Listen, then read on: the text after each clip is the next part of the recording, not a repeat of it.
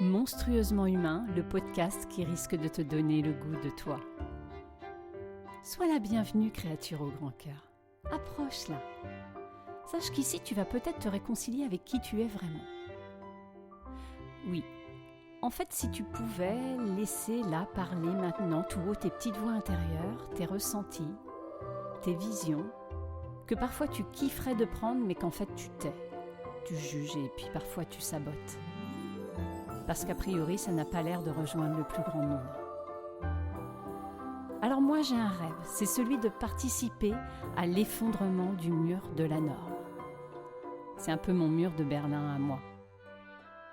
Alors je dis stop à cette recherche constante de l'approbation du monde pour valider notre existence.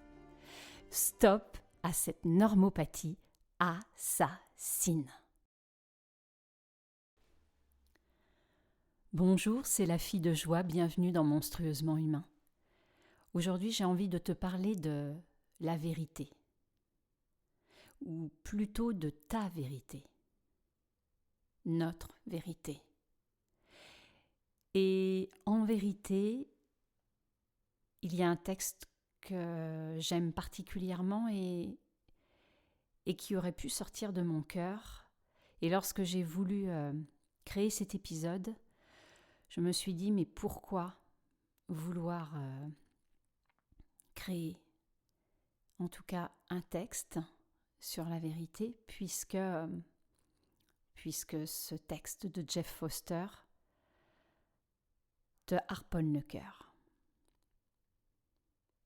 Alors, il y a une partie de moi qui s'est dit « Oh non, mais attends, franchement, profiter de ce que les autres ont produit, je trouve ça un peu moyen. » Et en même temps, je me suis dit mais moi, je me sens très reliée à ce texte. Et comme je vais citer la source, je ne vois pas où est le problème. Donc, voici. J'ai vu des miracles se produire quand les gens disent la vérité. Pas la belle vérité, pas la vérité qui cherche à plaire ou à réconforter, mais la vérité sauvage, la vérité féroce, la vérité qui dérange, la vérité tantrique, la foutue vérité, la vérité que tu as peur de dire, l'horrible vérité sur toi que tu caches pour protéger les autres, pour éviter d'être trop, pour éviter d'avoir honte et de te sentir rejeté, et pour éviter d'être vu.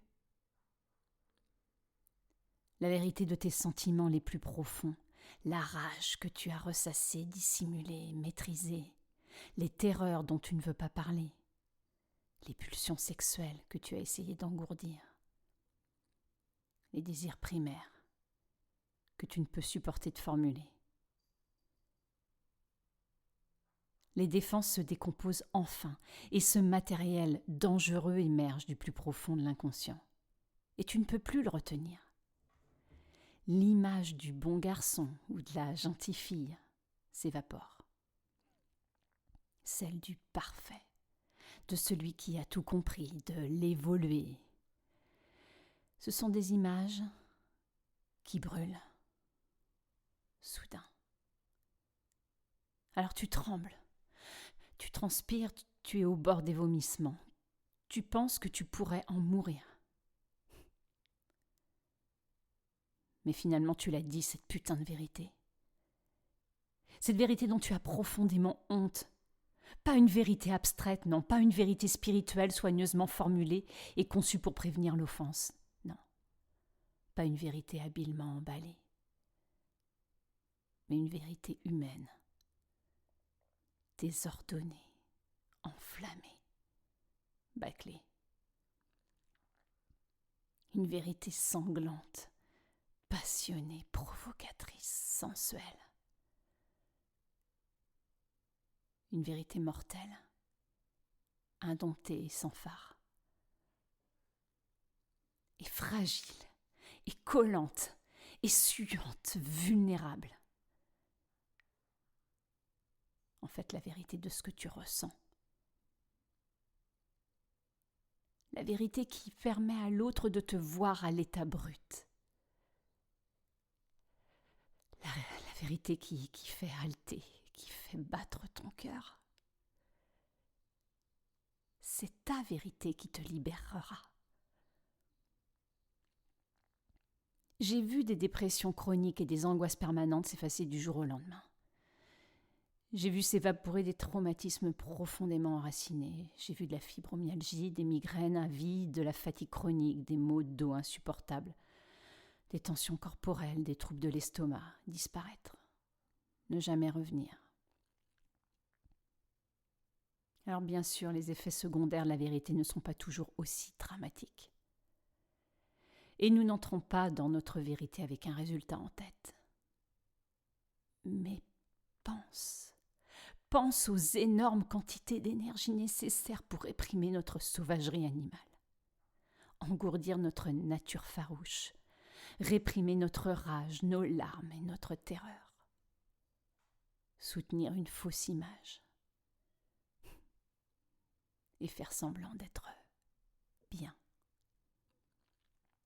Pense à toutes les tensions dans le corps et aux dommages causés à notre système immunitaire quand nous vivons dans la peur de nous montrer. Prends le risque de dire ta vérité.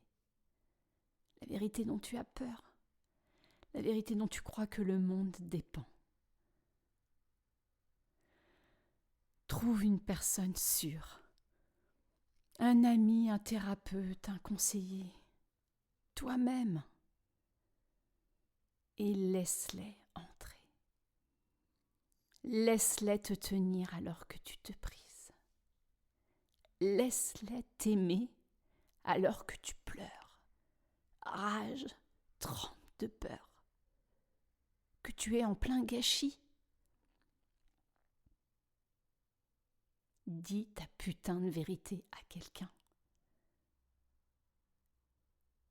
Cela pourrait simplement, tout simplement, te sauver la vie,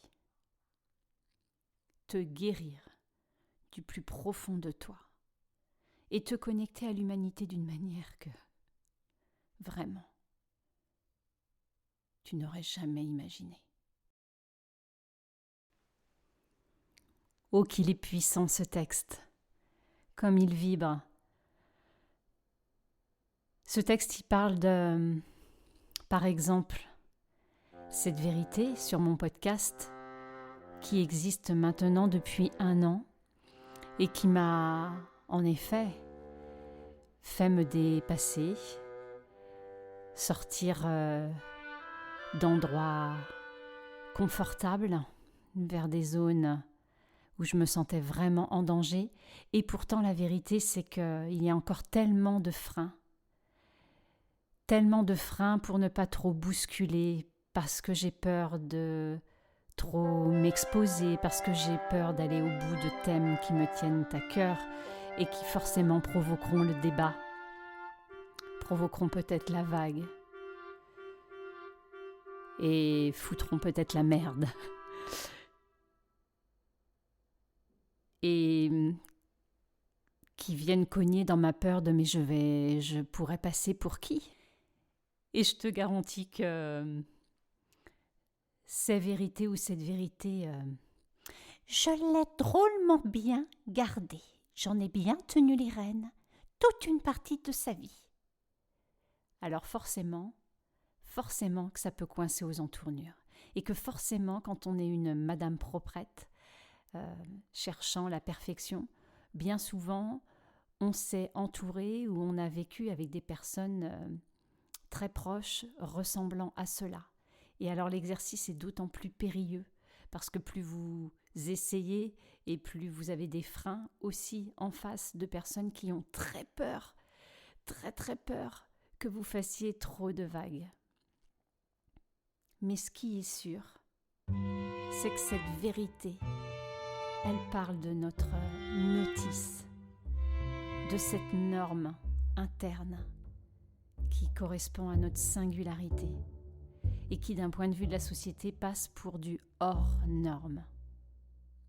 Mais justement, justement là-dedans, ce qui me tient à cœur, c'est de te dire que la vérité, ta vérité que tu voudras bien admettre, que tu voudras bien accueillir là, devant toi, eh bien, elle permettra de défaire des transmissions émises à l'extérieur complètement fausses, complètement erronées.